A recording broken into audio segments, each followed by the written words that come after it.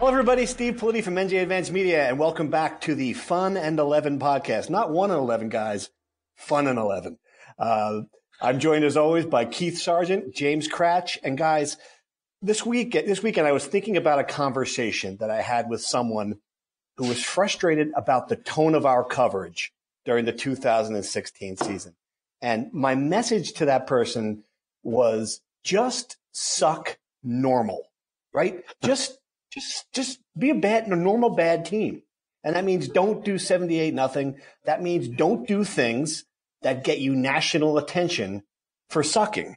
And I'm thinking about this now, obviously, because even in a week when this team has a game of 34-7, a routine loss by score standards, at least, that all you have to do is click on that box score and see 2 for 17 passing for 8 yards with 5 interceptions.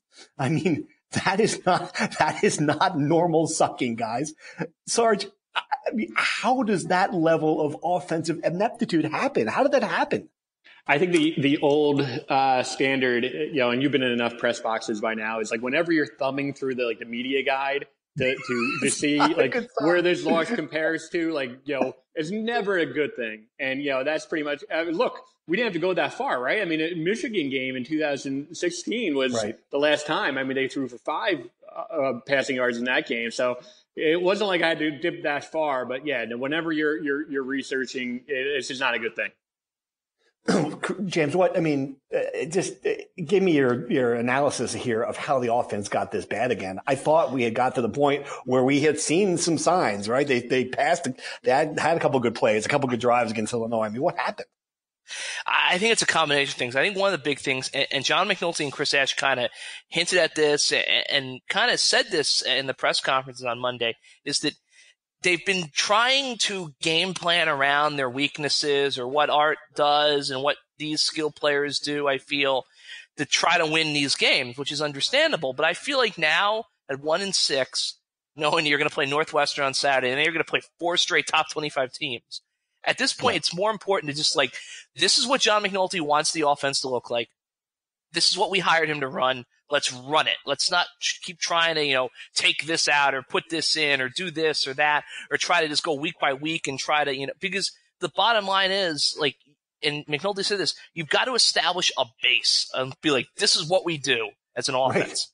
Right. Well, yeah, that hasn't happened in 3 years. I mean, it's almost amazing. And I think that if you're going to criticize one, if you're going to focus on one thing, all right, maybe this is 1A with recruiting, but certainly one thing Chris Ash hasn't done. He hasn't been able to. He came here with some, very vague statements about having a fun offense that's going to score a lot of points. He has not developed an offensive identity. In fact, it's changed 3 times. I mean, you hire 28-year-old Drew Maringer, you're running the spread, then you're bringing in 60-year-old Jerry Kill, and who knows what that was. And now we're back here to the multiple pro style with an old familiar face.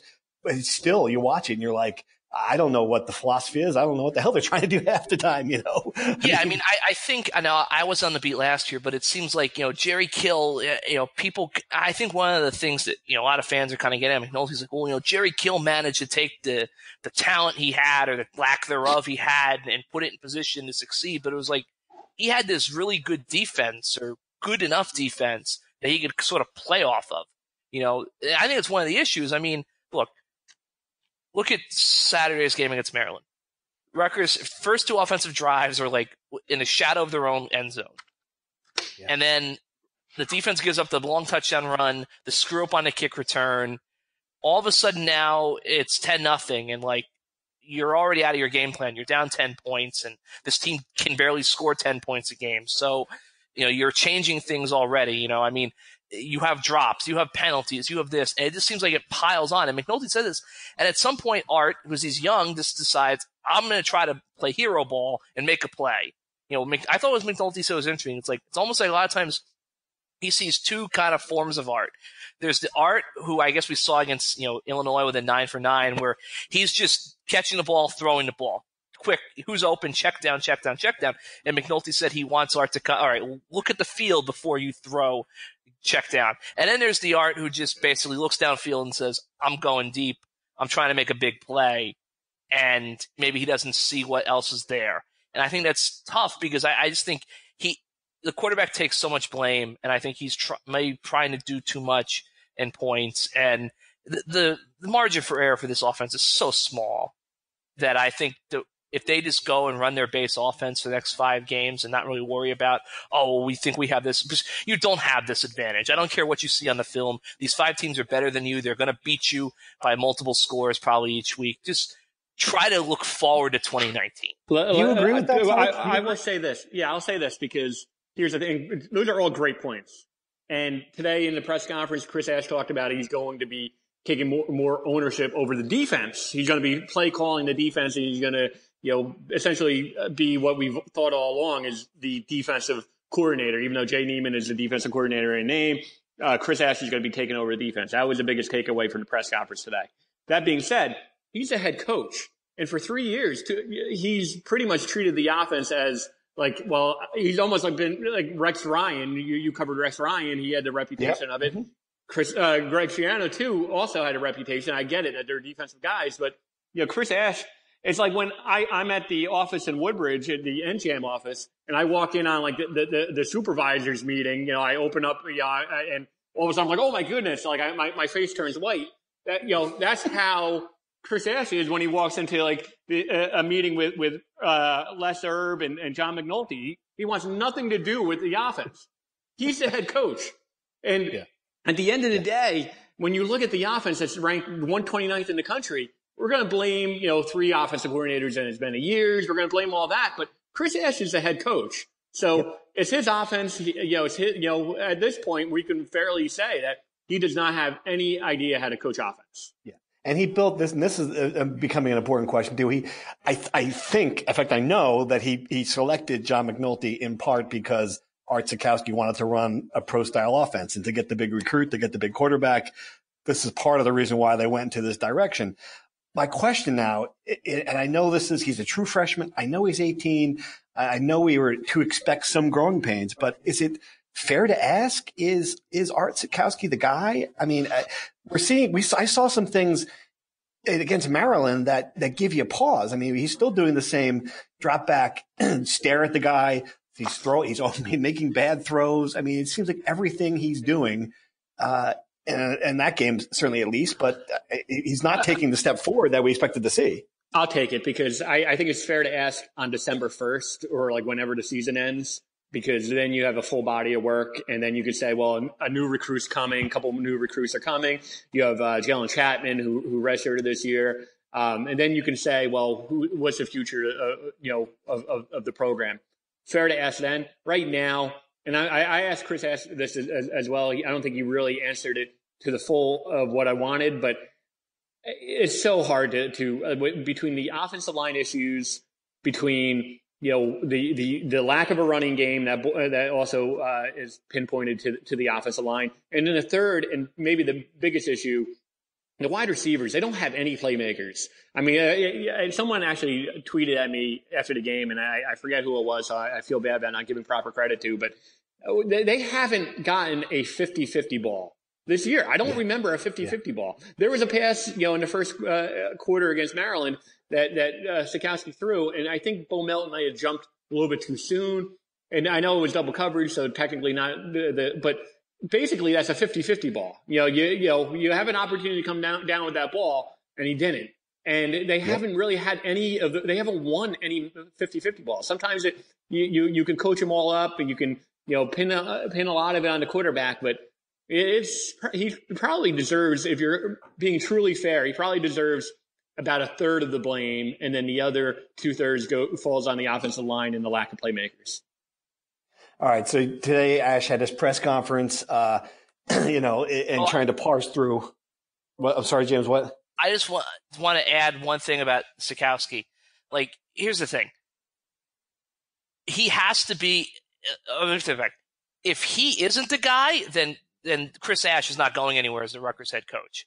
I don't know if it's at the end of this season. Oh, absolutely. That's why it's a big concern. Yeah. So I think at this point, you have to stick with him. But here's the thing, guys. Gio Rossino's got 5 games left in his career, and I think he's proven that he's not the guy. It's clear that they think that Art is a better option to win because they've had too many opportunities to just say, okay, we're going with Gio, and they haven't. And I know fans keep on screaming about Jonathan Lewis. Look, I would be stunned if the guy ever takes a snap at quarterback again. I think his future's a tight end. I think the coaching staff wants him to be a tight end. I think the kid wants to be a tight end. I think he could be a damn good tight end as he learns the position. So get off of that. Like, Art's going to have to play the rest of the season, 5 games. You're going to try to lay a base. And yeah, maybe you get to if you really feel that strongly that he might not be the guy, then you start talking with the recruits. You start talking about trying to get a grad transfer to push him. But the thing is, like, this is it. Like, I understand why Ashton McNulty's sticking with him because he's it. Like, if this doesn't work out, and I tend to think it will work out, I think he's going to grow up and he's going to be a much better quarterback as a sophomore and beyond. Then that's the end of the road. Like, you're not going to get to have another quarterback and a 4th offensive coordinator. Like, this is it. The end of the road, a Rutgers podcast. All right. So today, Chris Ash, at his press conference, a lot of interesting things that you mentioned that are coming up here with what's going on. The one thing that jumped out to me, and he said this before, and so I made fun of it on Twitter, but it's a couple of times now he's used this line in a press conference that I think is just crazy. Like, I don't have necessarily an answer for some of the things that continue to happen to us, is as a direct quote from this press conference.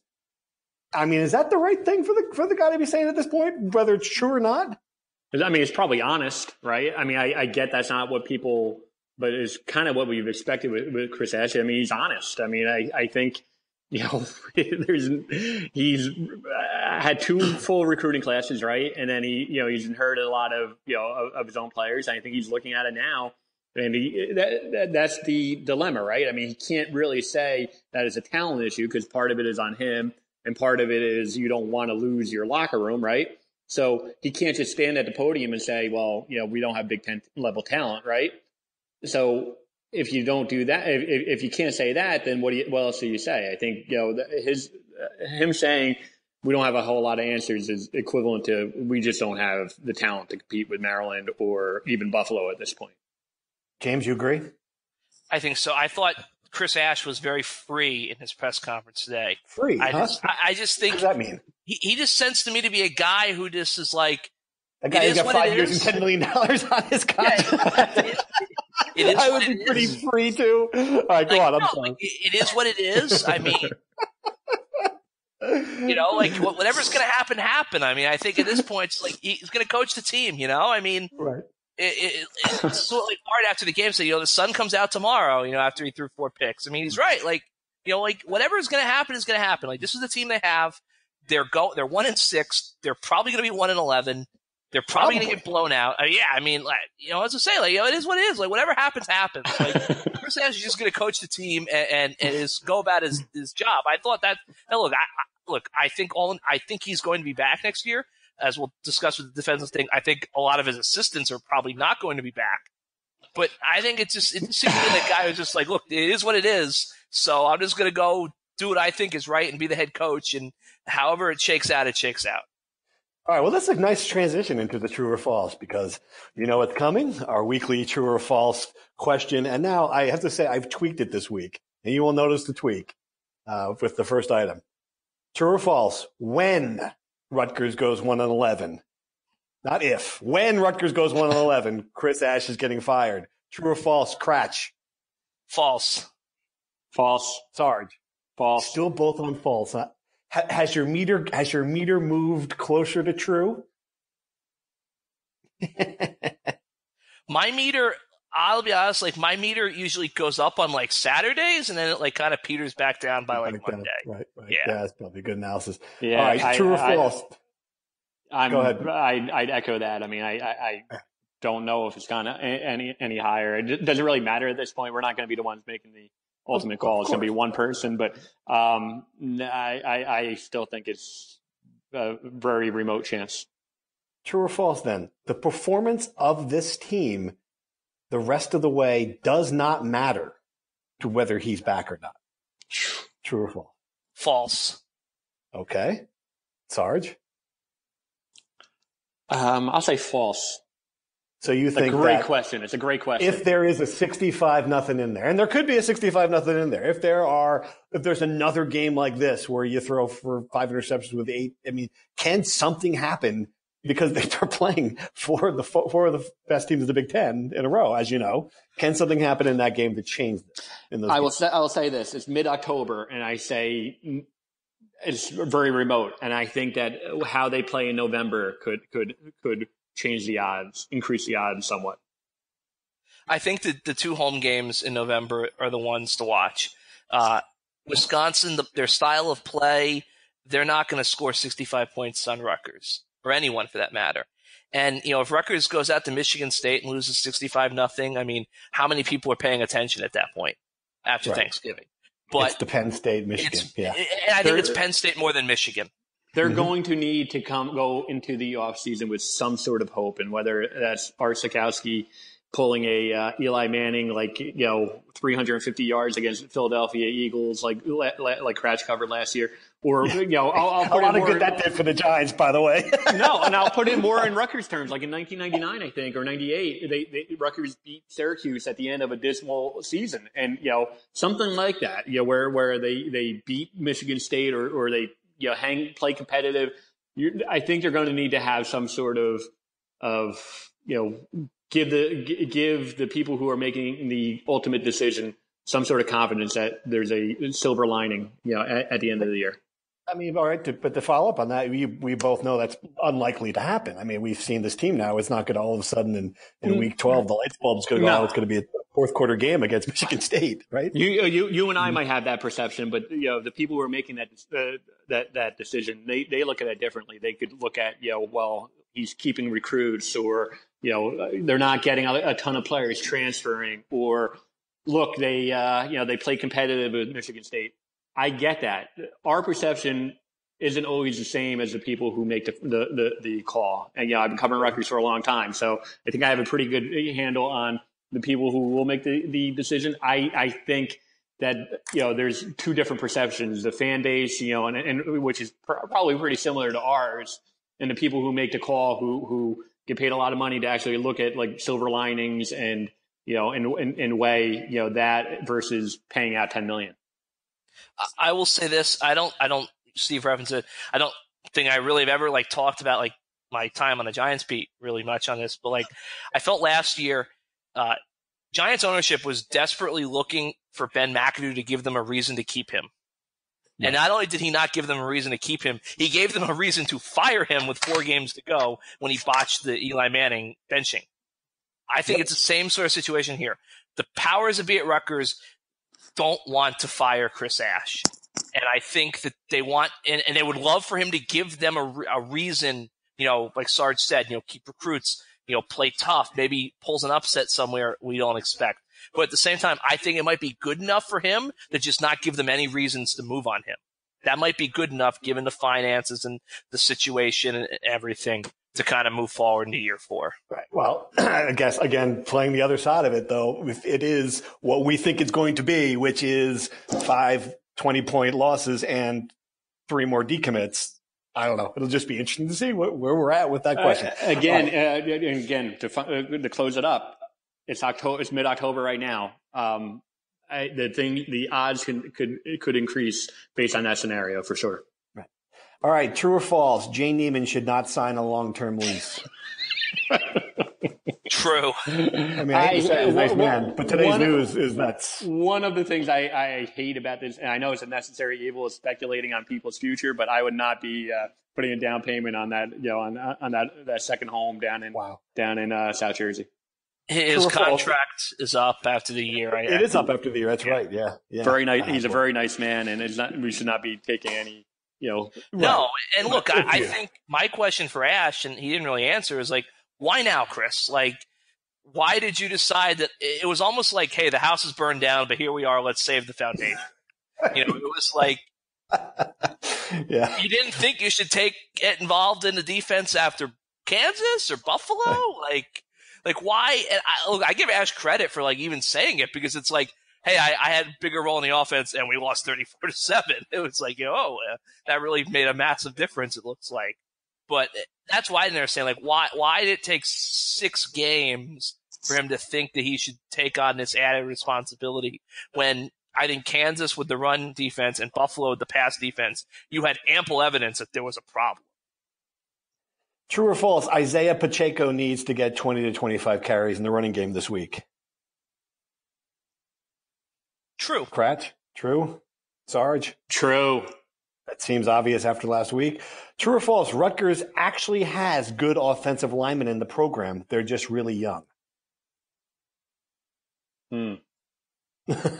Because I tell you, if they are, they're hiding them really well. Yeah, that's all I got to say. We've talked about a couple of the true freshmen who have played some games, and I think might be better served to play, one of the tackle positions. So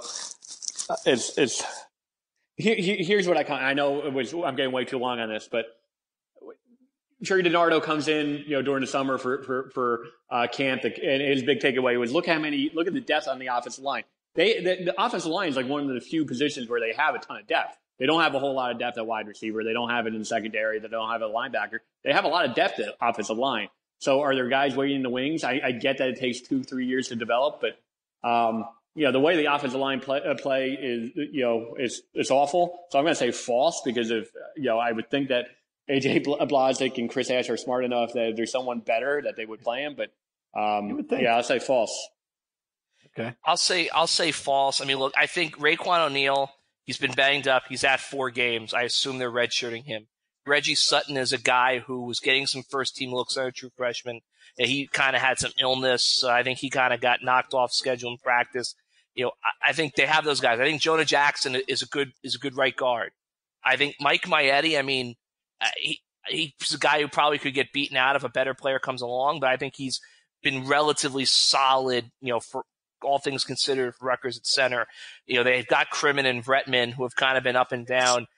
I don't think it's out of the realm of possibility that the offensive line could improve next year with the guys that are here, and you would hope, a recruiting class out of the kid from St. John Vianney who's committed at the moment, Hansen, I believe, CJ Hansen. So I'm going to say false, but at the same time, it wouldn't surprise me if maybe they have some pieces already here that they can work with.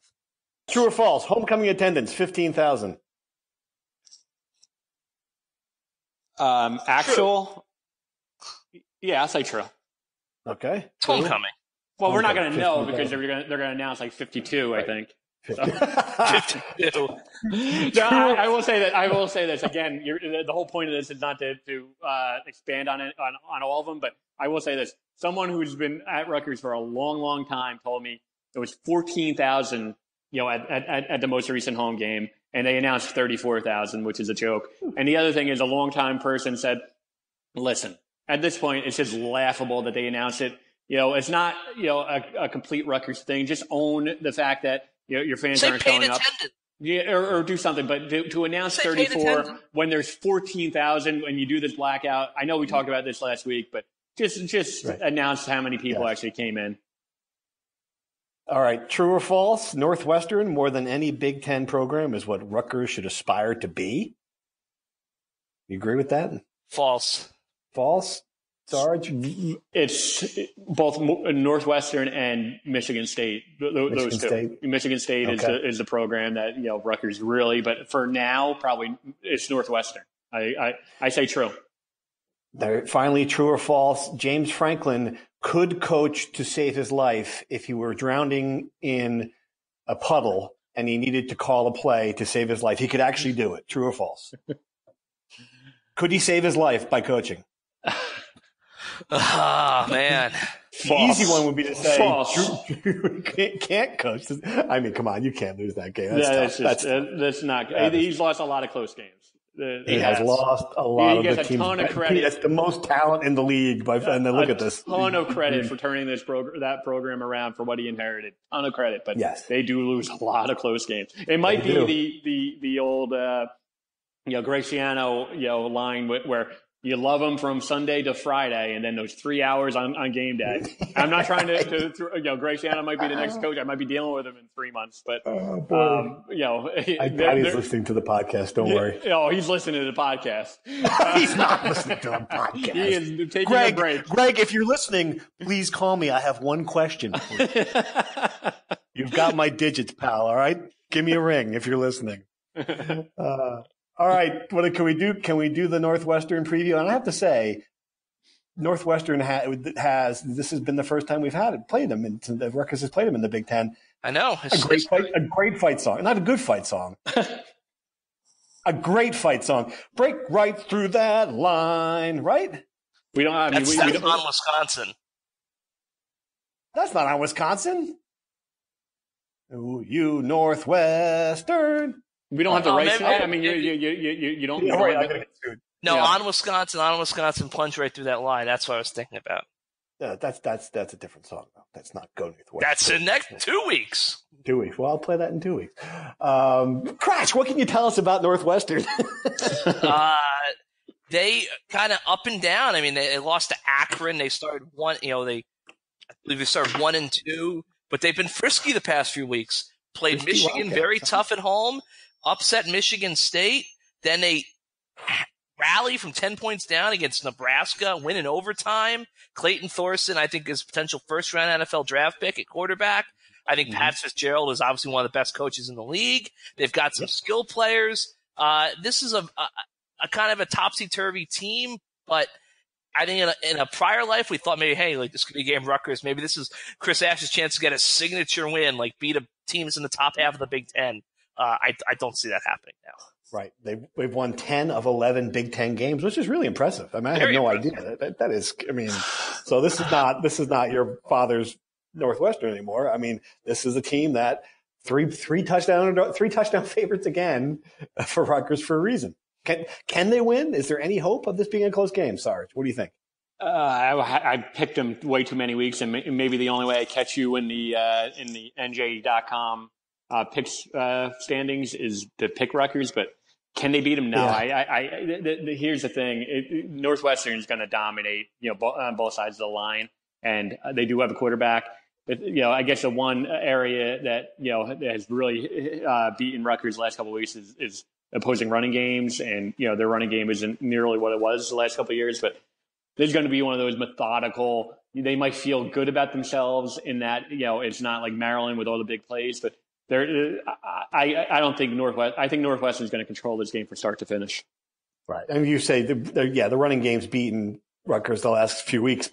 Teams haven't had to pass, and I think that if you really watched that game closely, Maryland had a lot of open guys and a lot of opportunities to make plays in the passing game and just couldn't. I think this, obviously, from what I've seen from Northwestern's aerial attack, they're going to have a field day. Crash, you agree? I would think so, and I think Matt Canada joins Lance Leopold as guys who've called off the dogs in the second half against the Scarlet Knights. I tend to think Pat Fitzgerald might be one of those guys as well. So, I think big first half for Northwestern, build a lead, and they kind of coast from there. You want to make a pick? We didn't do picks last week. We've kind of gotten away from doing picks for obvious reasons. Well, before we do the picks, I do want to say, because no one's listening at this point, I think we're like 30 minutes in. We have to give a shout out to the field hockey team, which is 11-4, most wins they've ever had under Coach Civico. They're coming off 3 straight wins, 2 in Big Ten play, beat Northwestern number 15. And women's soccer, I mean, they're first place in the Big Ten, 9-2-5. We especially me, I spend a lot of time writing about the Olympic sports and just how bad the record is. I'd be remiss if I didn't say that they have the future is bright for both field hockey and women's soccer. No, I definitely agree. They've both had great seasons, and I think Rutgers has got 2 shots now to the first Big Ten title in school history. I think women's soccer probably a little bit more likely than field hockey. I think the field hockey team is maybe a year or 2 away from really getting to that upper echelon of conference. But football dominates it, and that's obviously a very depressing subject for people at Rutgers. But they're going to have 2 cracks at the bat in a week or so when they get to conference tournament time at a title. I think Politi just dozed off here, so I will give my pick. I will say Northwestern 27, Rutgers 17. So, again, a 10-point game. 27-17. Oh, man. Oh, my God. When will you learn? It's like every week. You are just okay. I will pick Northwestern 38, Rutgers 5. I think the Northwestern punter runs out the back of the end zone to run out the clock on the last play of the game. Yeah, I got some I think they're actually offense will not be as bad as it was last week, as if that's possible. So I'm going to go 41-14. And talking about the Olympic sports, I see that the men's soccer team defeated Northwestern 2-1, 1 week after losing to Howard, which I imagine is not what you call a good loss. They're 3-9-1 soccer. They're 3-9-1 and then 2-4 in Big Ten play. So I mean, it's just a weird. They have two of the worst losses that you can ever imagine. Elon 8-1 at home, and to Drexel and to Howard. Howard in overtime. Howard had three really bad, horrific losses, but they do have two Big Ten wins. So I mean, there is something to be said about that. So did you guys come back with any good stories from College Park? Did you assault any stadium employees? Did you? I mean, it's kind of like the worst Big Ten trip. So of course it is. Had a I will say this: we don't do it anymore. But like the segment of mean tweets, I got a ton of them for tweeting out with like 5 minutes before the game. With the crowd, we spent all this time harping on Rutgers, attendance and like the late arriving crowd, and I sent a tweet, and it was bad. And then I sent another one with like 15 minutes into the game, and it was equally bad. And then I got just flooded with people who were in the stands taking photos of of a section with like maybe that was full, but they left out like all the barren, the empty sections with tumbleweed going through it. So I had a ton of those types of mean tweets. I guess it comes with the territory, but. Yeah, I mean that was probably the thing that that carried with me most from the trip. Kratch, did you like it? I did. I thought it was a very pretty campus. Sort of reminded me like an SEC school. A lot of brick, a lot of green. But the stadium was a nice stadium, for Maryland. I mean, this is not like a powerhouse football program. But yeah, no, I mean, train ride down, invented a rivalry trophy that'll never happen. And, we'll go from there. The one thing I will say, and we've talked about this before, but like the facility that it seems like, I guess they moved into, but they're still working on that indoor facility is spectacular. Yeah. I mean, you see the Under Armour money, $160 million, whatever it was that cost. But that's the thing that Rutgers really should be, most concerned about. Not only do they get the doors blown off, against Maryland, but, what they're building on down there, because let's face it, they're not competing with Penn State. They're not competing with Michigan recruiting wise. Maryland's their biggest, threat, and that facility is spectacular. Well, my biggest facility takeaway was the baseball stadium. I mean, Rutgers baseball goes head to head with with Maryland for a lot of recruits, and their baseball stadium is just really nice. I mean, not so much a stadium, but just an on-campus field. And I looked at that, and then you obviously look at, Bainton Field. It's like, wow. I mean, I know it's well down the list of priorities, but Rutgers has probably got to do something at some point.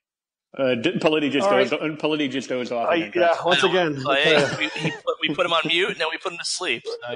All right. So now I know for sure if Greg Schiano's gotten this far into the podcast, we can just talk to him. We can just talk to him directly. Greg, we were talking about women's soccer just to get everyone else to disconnect. Now, here's the personal message to you, Greg.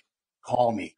All right. On that note, if you got this far, come say hello to me in the parking lot at the Northwestern game. I'd love to see you. Steve Politi signing off. Keith, Kratch, thanks for listening.